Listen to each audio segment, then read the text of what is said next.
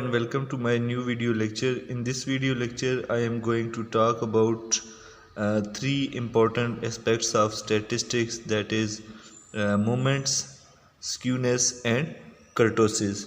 But before going into the details of these topics, first I would like to discuss the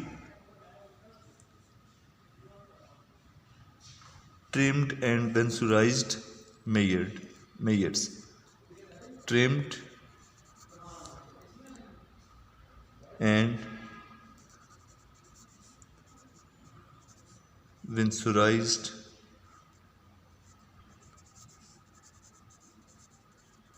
measures. Let's first discuss trimmed and bensurized measure. Then we would move towards movements and other different aspects. At times, data contain extreme values. Usually, they are very small or very large observations, which may be different from the main body of the data set and may seem to be incorrect. Such extreme observations are called wild observations or outliers.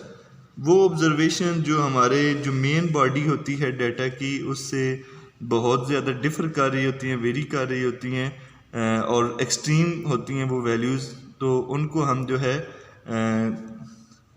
नाम देते हैं wild observations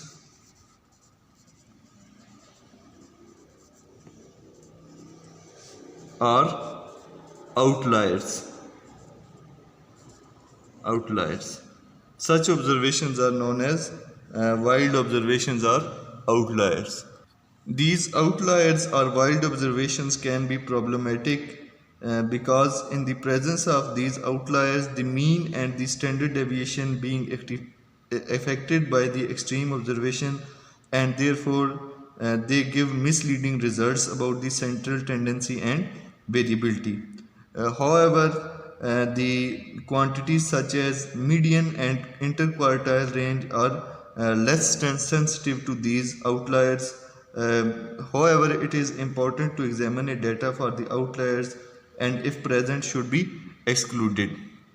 जब हमारे data में बहुत ज़्यादा wide observations होती हैं तो उससे हमारे डाटा की जो सेंट्रल टेंडेंसी और जो डिस्पर्शन है वो इफ़ेक्ट होती है, और स्पेशली वेरिएंस, स्टैंडर्ड डेविएशन वगैरह जो है और मीन वगैरह डिस्टर्ब होते हैं, जबकि इंटर क्वार्टाइल रेंज या मीडियन के ऊपर इतना ज़्यादा इफ़ेक्ट नहीं आता, लेकिन फिर भी ये जो आउटलायर्स हैं ये डाटा को इफ़ेक्ट कर रहे होते हैं. For this purpose, if we remove a certain percentage of smallest removal of certain percentage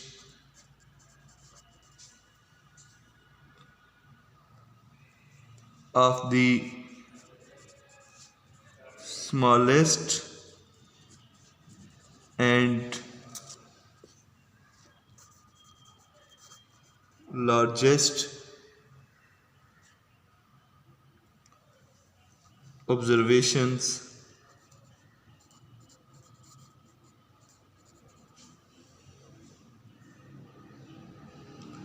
to get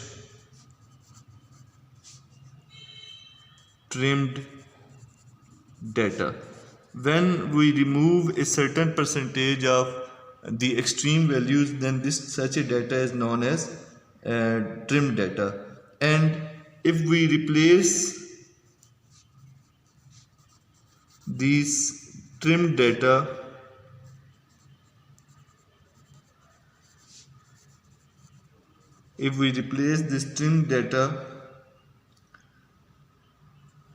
by next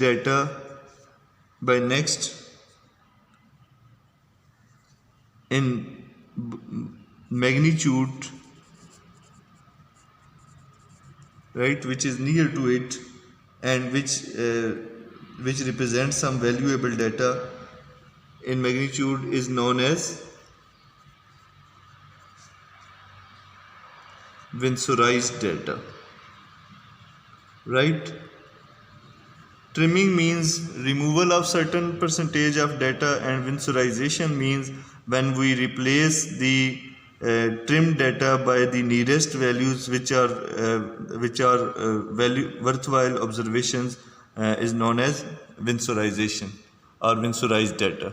So when we have trimmed the data, then the mean would be known as the trimmed mean and the standard deviation would be trimmed standard deviation, right? And for the case of Winsorized data, the mean would be Winsorized mean and Winsorized standard deviation.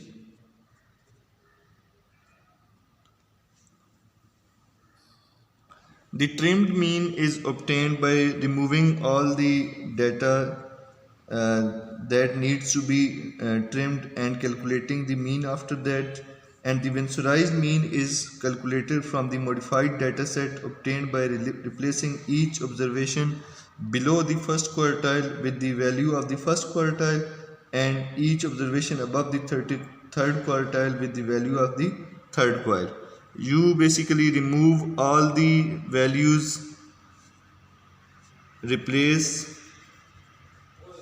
all values below Q1 with Q1 and all values above Q3 with Q3, and when you calculate the mean of this data, then this is known as, this will be Winsorized mean. This would be your Winsorized mean. And the trimmed standard deviation and Winsorized standard deviation are calculated the same way as you calculate the normal standard deviation and for different cases. Now we move to our first main topic, that is moment. A moment designates the power to which deviations are raised before averaging them. A moment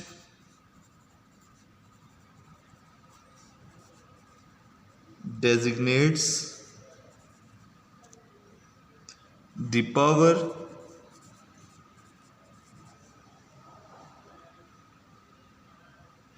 to which deviations are raised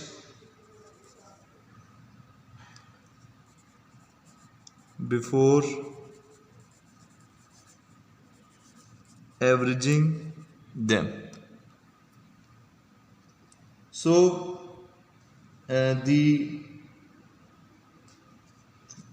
for the case of population data, the moments could be written as mu of r, where r represents the first or second or whatever moment you want to calculate. 1 over n is number of observation, summation xi minus mu, which is the population mean raised to power r. This is for the case of population. And when you have to calculate the first moment, it would be mu1 1 over n xi minus mu. For the second moment, you would put r is equals to 2, where r is equals to 1, 2, up to so on. For second moment, mu2 is 1 over n summation xi minus mu square, which actually is like the variance, right? So the second moment represents the variance. And for the case of the sample data, the moment function is given by m sub of r is equals to 1 over n number of total observations summation xi minus the mean raised to power r. This is for the case of sample data, and r once again is 1 to up to so on. तो ये जो formulas हैं ये general formulas हैं mu R और M R जो movements के हैं for population and sample data. आप आर की जो वैल्यू सब्स्टिट्यूट करेंगे उस तरह की मूवमेंट्स निकल आएंगी. आर 1 होगा तो फर्स्ट ऑर्डर मूवमेंट्स होंगी, आर 2 होगा तो सेकंड ऑर्डर मूवमेंट्स होंगी, आर 3 होगा तो थर्ड ऑर्डर मूवमेंट होंगी. और जब आर इज इक्वल टू 2 होता है तो वो बेसिकली आप सेकंड ऑर्डर मूवमेंट्स जो होती हैं वो वेरिएंस को रिप्रेजेंट कर रही होती हैं. The moments are also known as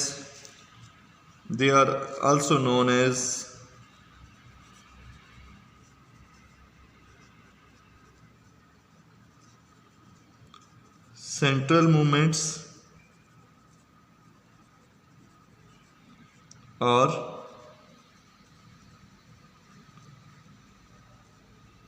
mean moments, right?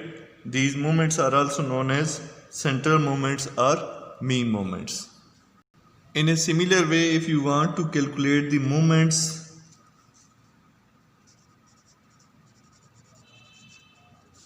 about an arbitrary origin, let's name it as A. Now the moments which are represented by mu dash of r for the case of population data would be 1 over n summation xi minus a raised to power r, and for the case of population data, for the case of sample data, they are given by m r dash 1 over n summation xi minus, this would be a raised to power r for sample, right? The first movement that we see were about the mean, and these are the movements about an arbitrary origin A. Now the relationship between the movements about the origin and movements about the mean, the moment about the mean is 0 in terms of moment about the arbitrary origin A, and m2 could be calculated using these formulas as m2 dash minus m1 dash square. Similarly, m3 in terms of movements of about the origin is calculated by m3 dash minus 3 m2 dash m1 dash plus 2 m1 dash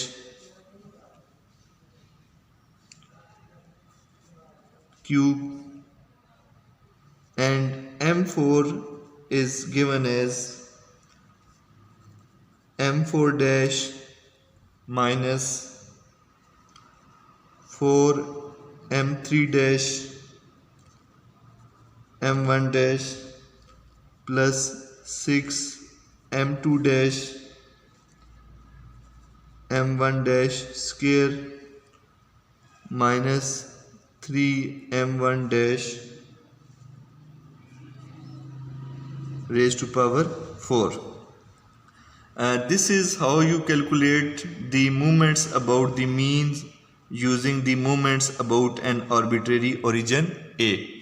Now for the converse, when you have to calculate the movements about an arbitrary origin using the movements about the mean, the m2 dash is given by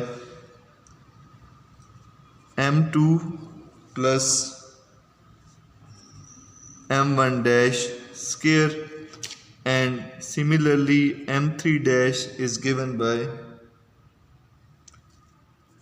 m3 plus 3m2 m1 dash plus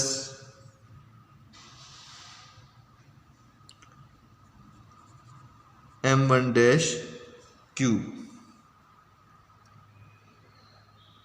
right?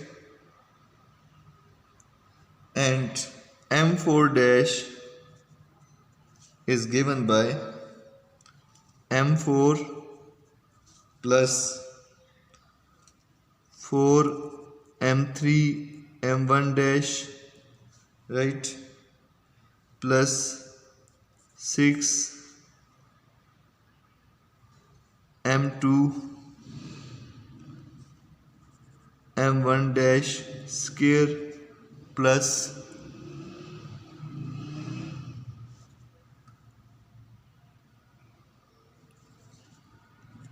m1 dash raised to power 4.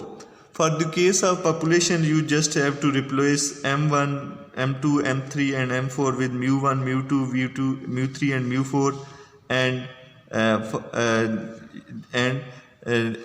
m1 dash, m2 dash, m3 dash and m4 dash by mu1 dash, mu2 dash, mu4 dash respectively, and you will get the results for population data.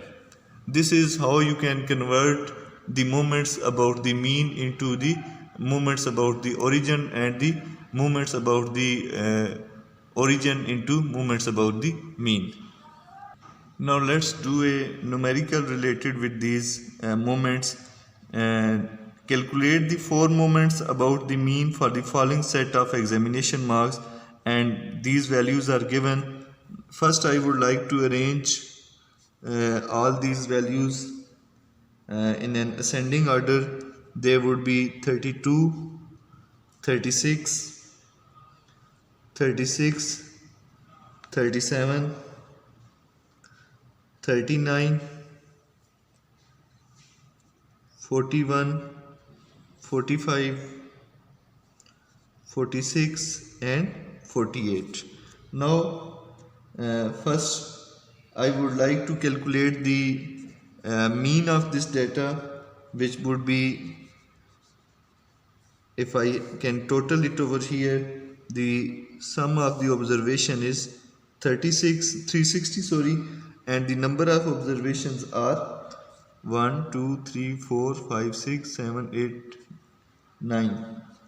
I believe there are 9 observations, right? So the sample mean is given by 360 over 9, which comes out to be 40 marks, right? This is my mean. First I would like to calculate for the first moment, that is r is equals to 1, I need xi minus x bar, right? And then for the second moment I need xi minus x bars square. For the third moment I need xi minus x bar cube, right? And the fourth moment I need xi minus x bar raised to power 4. So when I would calculate all these values, I would substitute them over here. Minus 8, minus 4, this would be minus 4, this would be minus 3, minus 1, 1, 5, 6 and 8. Now I would take the square of these values. It would be 64, it would be 16, 16, 9, 1, 1, 25, 36 and 8, 8, 64. And I am also interested in sum of these values. This comes out to be 0, right? And the sum of all these values comes out to be 2. 32. And when I would take this power raised to power 3, then it would become minus 512, minus 64, minus 64, and minus 27, minus 1, 1, this would be 125, this would be 216, and 512. So when I take the sum of all these values, it comes out to be 186. And similarly, when I take its power raised to power 4, I leave these calculation to you people. The sum comes out to be 107, 10,708. Now, to calculate the first moment, M1 is 1 over 9 sum of xi minus x bar, and I have taken r to be 1, right, in the formula. This would give me result as 0. For the second moment is 1 over 9 summation xi minus x bar square, and I have this value as 232. 232 over 9. The second order moment is 25.78, right? And the third order moment would be 1 over 9 sum of xi minus x bar cube, which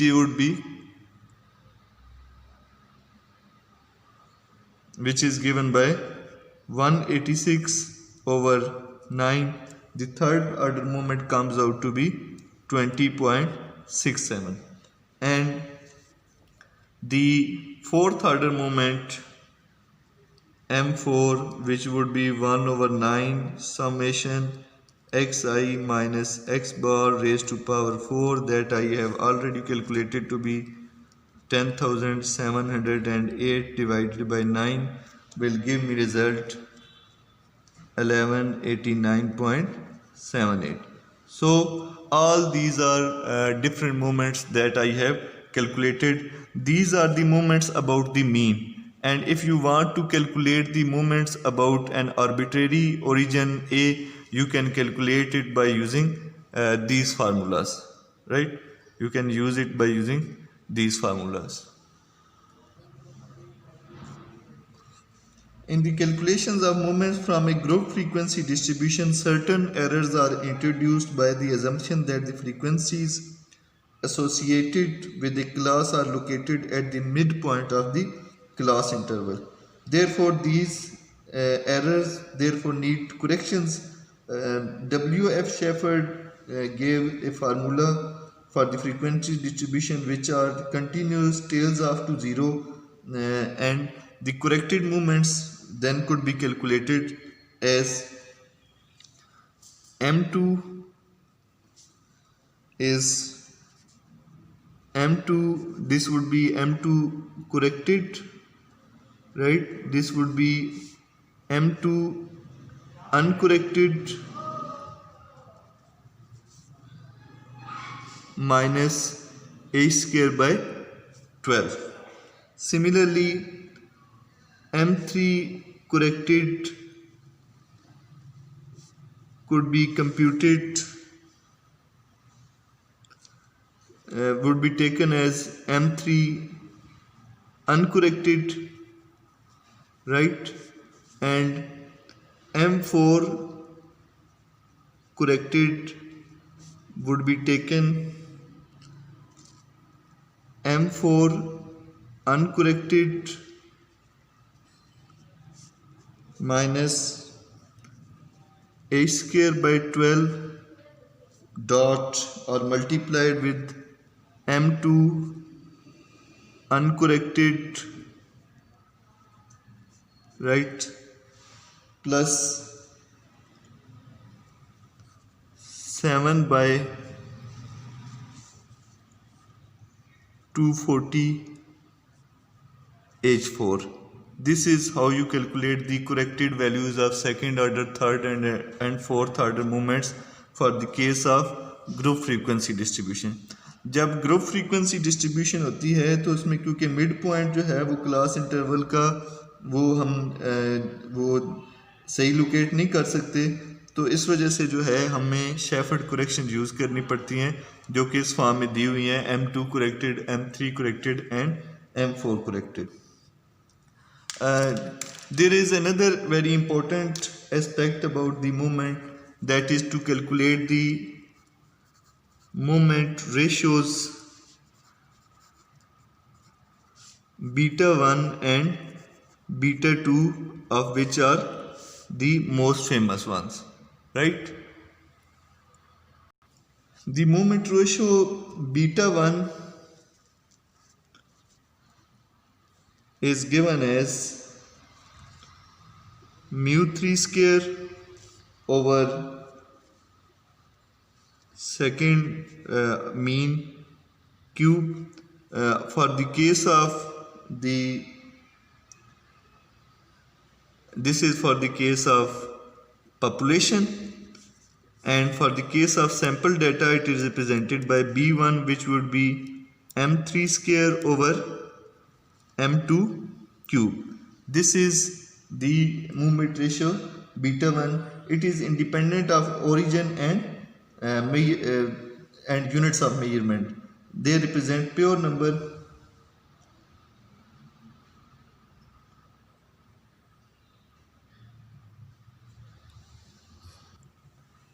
It is B1 or beta 1 is the ratio of square of the third moment divided by the second moment raised to power 3, and the standardized variable that is used in this form is x minus z is equals to x minus mu over sigma, where mu is the mu is the mean and sigma is the standard deviation, and for B1 z would be x minus x bar over this sigma would be replaced by s, right?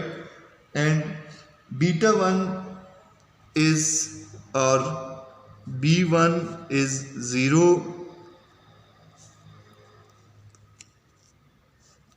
for symmetrical distributions, right? And it gives a measure of skewness. That is our next topic. It gives a measure of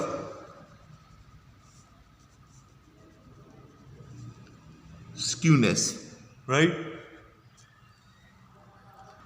And the other movement ratio beta 2 for the case of population data is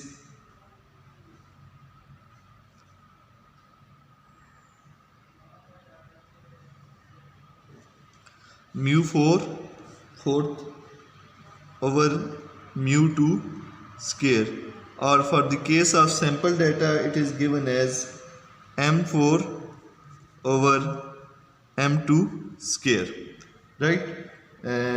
And it is used to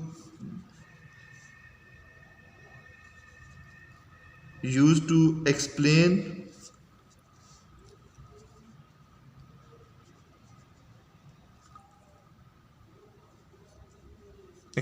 the shape of curve,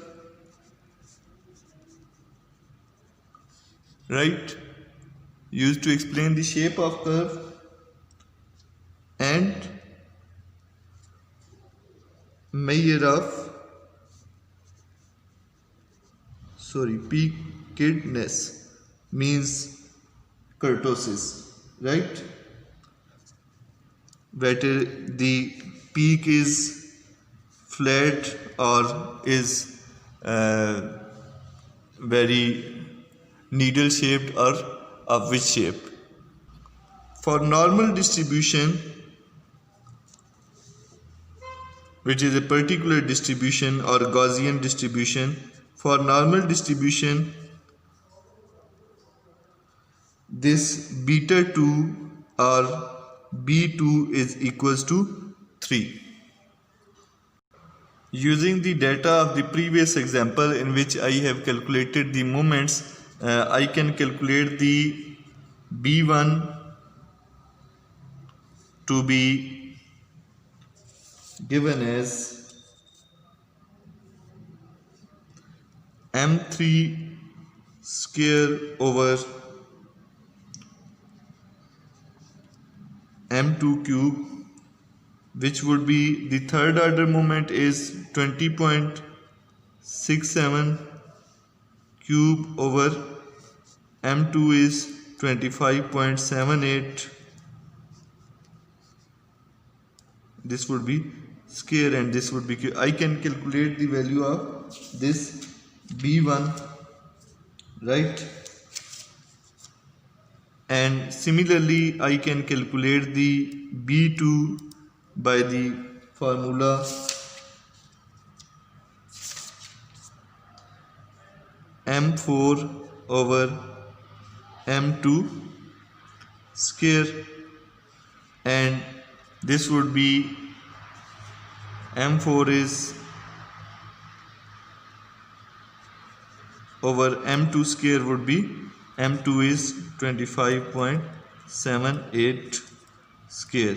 When I calculate these values, this B1 would give me the information about skewness, and this B2 would give me the information about peakedness or kurtosis, which we would see it later on, which is our next topic of discussion.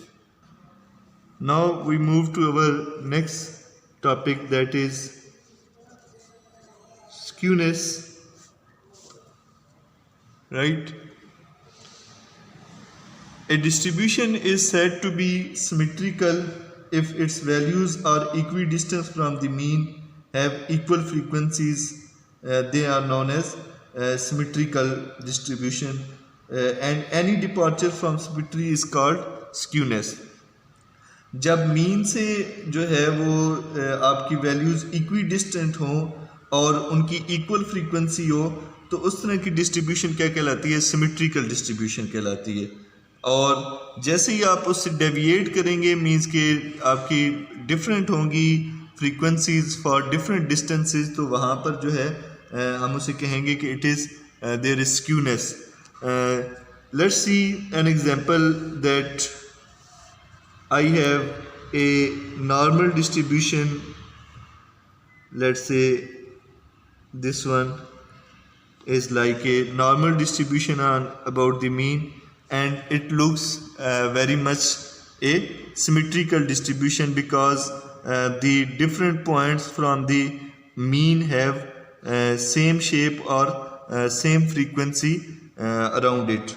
This is x or this is f of x. Then such a distribution is known as symmetric, and any variation, any departure from this symmetry would make it a skewed or would result in skewness.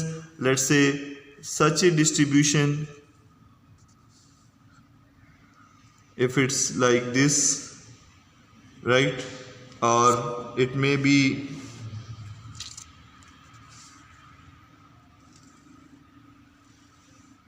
like this, right? These are not symmetric. Let's say this is the mean, right, mu, and this is the mean. In this case, these graphs show that they are not symmetric about the mean, right? And such graphs or such distributions have different values of mean, median and mode, which we see as we seek more into this topic. For a symmetric distribution,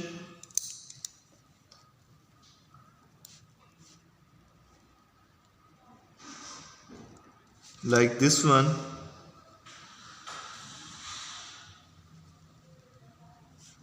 mean, median and mod coincide with each other, right? They coincide. And when you do not have a symmetric distribution, one tail is longer than the other, say it is possible that the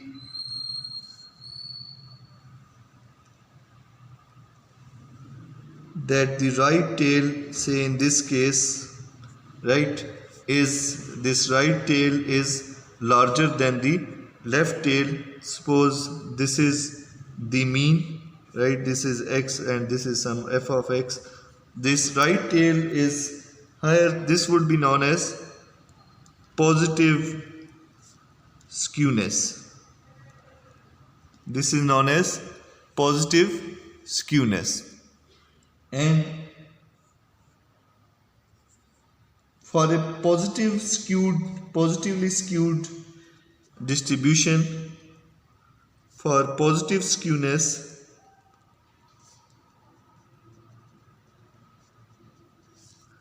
the mean is greater than the median, right? And median is greater than mod. And if it is other way around, that is the left hand tail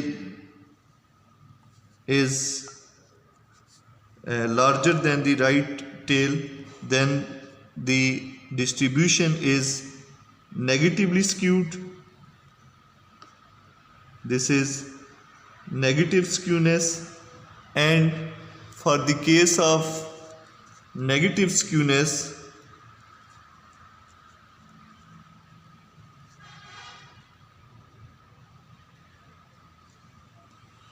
the mod is greater than the median and it is greater than the mean.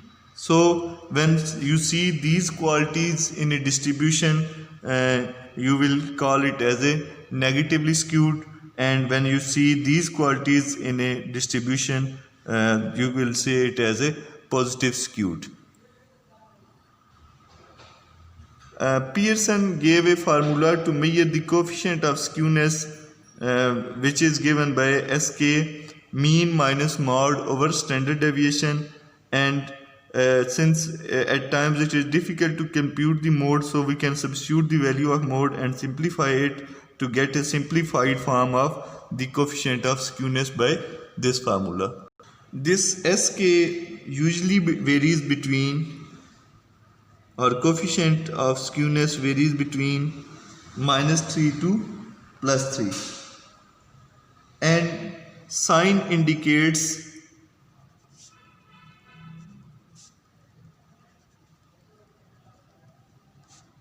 direction of skewness. When it is negative, it means it is negatively skewed, and when it is positive, it is positively skewed, and when it is 0, it means it's a symmetric distribution, right? And Loine-Bowley also gave a formula which is known as Bowley's coefficient of skewness, right? And it is given by SK. The coefficient is in terms of quartile Q1 plus Q3 minus 2 times the median, right, over Q3 minus Q1. And for this case, this Bowley's coefficient, the values lies between -1 and +1. And when it is 0, it means it's a symmetric distribution, and minus once again means the negatively skewed, and positive means the positively skewed, right? Another measure of skewness is given by SK as third order movement over cube of the standard deviation, right? And such a coefficient values lies between -2 and 2, right?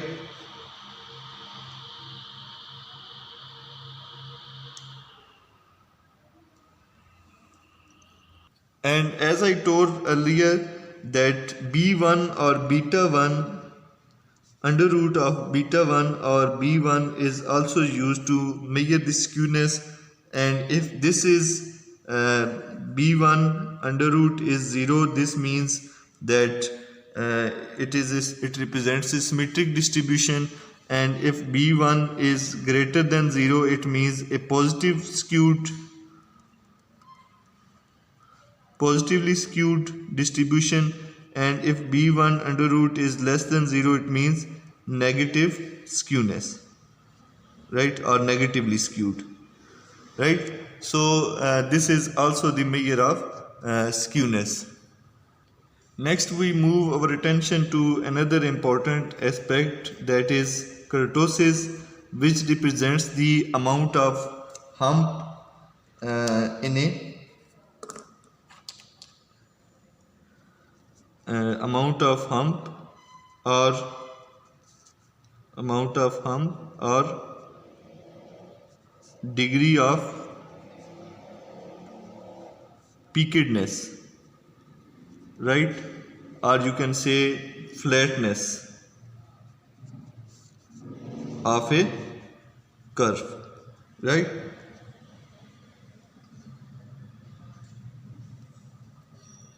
Obviously it's a frequency curve, right?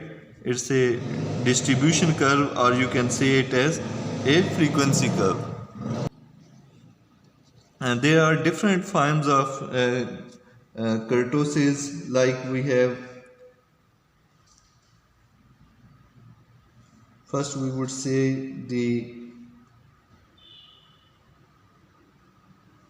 leptokurtic, right?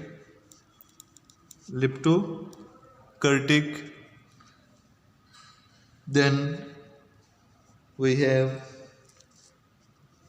platykurtic and mesokurtic. We would let's see what they actually mean. When the values of a variable are closely bunched around the mode in such a way that the peak of the curve becomes relatively high, we say it as leptokurtic. When the peak of the curve is sharp and relatively high, then we call it as, such a distribution curve would be a leptokurtic, right? When most of the values are around the mode, and this is known as leptokurtic. And if the curve is flat topped, right, then we such a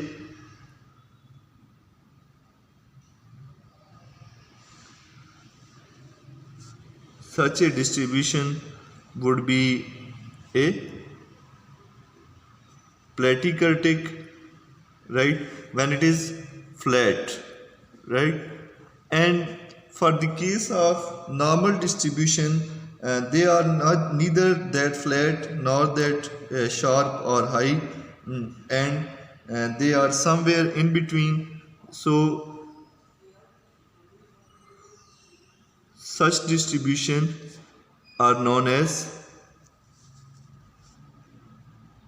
mesokurtic, right? If I could show them separately, such a distribution would be leptokurtic, right? And a distribution of this sort, or a flat topped, would be platykurtic, and which has both of these two qualities. It is flat as well as high. Then such a shape is known as mesokurtic, right? So these are different shapes. As I told earlier that the beta 2 or B2 ratio represents the kurtosis. Beta 2 or B2 that we calculated earlier, which was given as B2 as M4 over M2 square. They represent some kurtosis, and when this B2 or beta 2 is equal to 3, it means mesokurtic, right? And when it is greater than 3, right, it represents a high peak, which is given as leptokurtic. And when it is less than 3, it means platykurtic, right? Another way of measuring the kurtosis is using the formula K to be equal to quartile deviation over 90 percentile minus 10 percentile, and when K is equal to 0.263, it means a normal distribution or mesokurtic, right? And if it is less than 0.26, it means a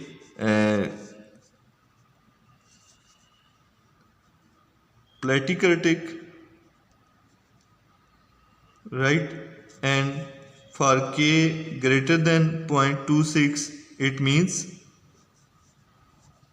leptokurtic, right? However, this formula is not widely used. The widely used formula is the ratio beta 2 or B2. That's all for today's video. Hopefully you have understood different types of movements along with the trimmed and vinsorized plots, and finally we see the skewness and the kurtosis and the different formulas used to calculate them. I would be back soon with a new lecture. Thank you all.